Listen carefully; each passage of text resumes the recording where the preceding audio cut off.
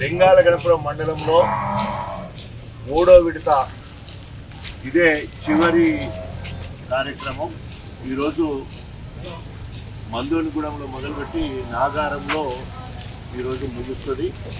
దీంతో లింగాల గణపురం మండల ఊరూరికి అభివృద్ధి సంక్షేమాలు, ఇంటింటికి కేసీఆర్ పథకాలు అనే ఒక కార్యక్రమం తీసుకొని ఈరోజు ఏ గ్రామం పోయినా 10 సంవత్సరాలు టీఆర్ఎస్ ప్రభుత్వం చేసిన పనులే కనిపిస్తున్నాయి.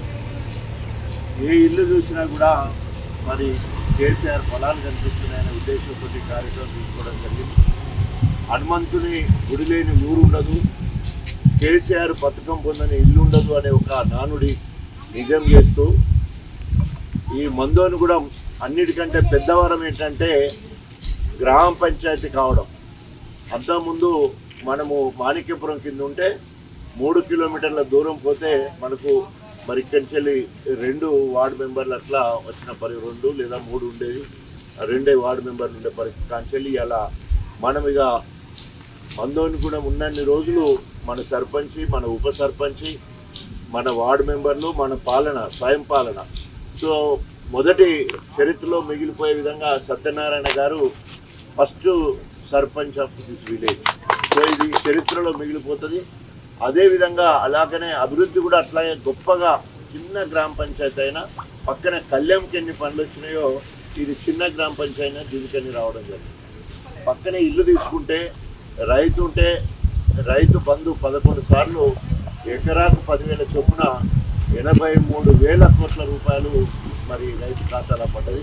ఆ రైతుకు 24 గంటల ఉచిత నాణ్యమైన కరెంటు, ఎన్ని బోర్లు ఉన్నా కూడా అన్ని బోర్లకు ఉచిత కరెంటు, ఎన్ని మోటార్లు ఉంటే అన్ని మోటార్లకు ఉచిత కరెంటు, అదేవిధంగా మరి నాణ్యమైన కరెంట్ ఇచ్చిన పరిస్థితి మనందరూ కూడా తెలుసు.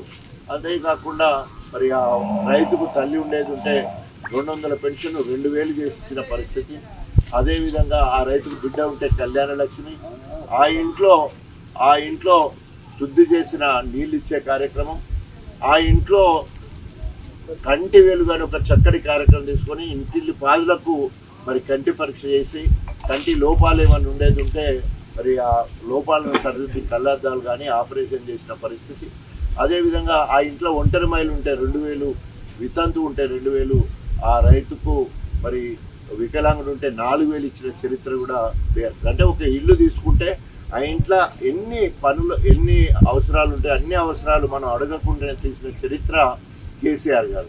ముందు అనుకున్నట్టు ప్రతి ఊరికి గ్రామ పంచాయతీ భవనము, పల్లె ప్రకృతి వనము, శ్మశాన వాటిక, డంపింగ్ యార్డు, సెగ్రిగేషన్ షెడ్డు, తర్వాత క్రీడా ప్రాంగణము, తర్వాత ఇంటర్నల్ సీసీ రోడ్లు, అనేక రకాలుగా ఊరు బయట చూస్తే అన్నీ కూడా మళ్ళీ బీఆర్ఎస్ ప్రభుత్వం చేసిన పరిస్థితే కనబడతా ఉంది.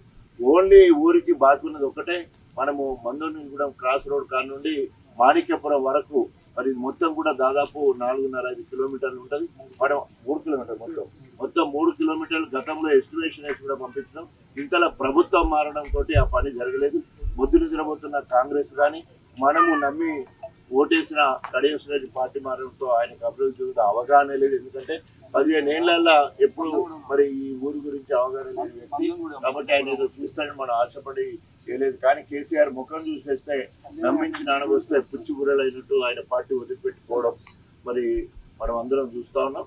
600 రేపు రాబోయే రోజుల్లో ఇది 3 కిలోమీటర్ల బీటీ రోడ్డు తప్పకుండా మన ప్రభుత్వం చేసుకుంటూ ఈ రోజు ఓటు అడిగే హక్కు మనకే ఉన్నది.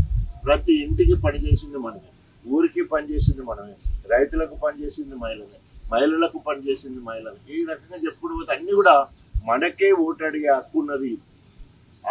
ఆ మనోధైర్యంతో ఉండాలనే ఉద్దేశంతో మీ అందరిలో ఆత్మస్థైర్యం నింపాలనే ఉద్దేశంతో ఈరోజు మండలంలో ముఖ్య నాయకులందరినీ తీసుకొని మరి ఈరోజు మందోనిగూడెం రావడం జరిగింది. వచ్చిన ఉద్దేశం ఏంటంటే రేపు ఎప్పుడు ఎన్నికలు వచ్చినా కూడా ఇవాళ పేపర్లు వచ్చింది 4 రోజులలో నోటిఫికేషన్ అయిపోతుంది.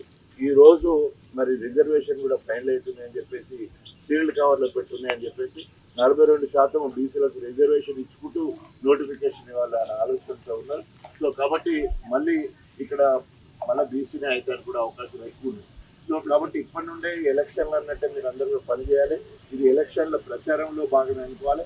ప్రతి ఇంటికి పోయి ఓటాడు. ఏ ఇంటికి పోయినా కూడా ఆ ఇంట్లో పాప పడితే కళ్యాణ లక్ష్మి, ముస్లిం అవపడితే 2000 పెన్షన్, వికలాంగులు అవపడితే 4000 పెన్షన్, రైతు అవపడితే రైతు బంధు, ఇట్లా అనేక రకాలుగా చెప్పే అవకాశము అడిగేది మనమే ఉన్నాం. కాబట్టి సో రేపు రాబోయే ఏ ఎన్నికలు వచ్చినా కూడా నన్ను 4 సార్లు భారీ మెజార్టీ ఇచ్చిన మందుని కూడా నిన్నను కూడా మర్చిపోలేదు. రేపు రాబోయే రోజుల్లో మరింత అభివృద్ధి జరగాలి. వీటి రోడ్డు తప్పకుండా మన ప్రభుత్వంలో అభివృద్ధి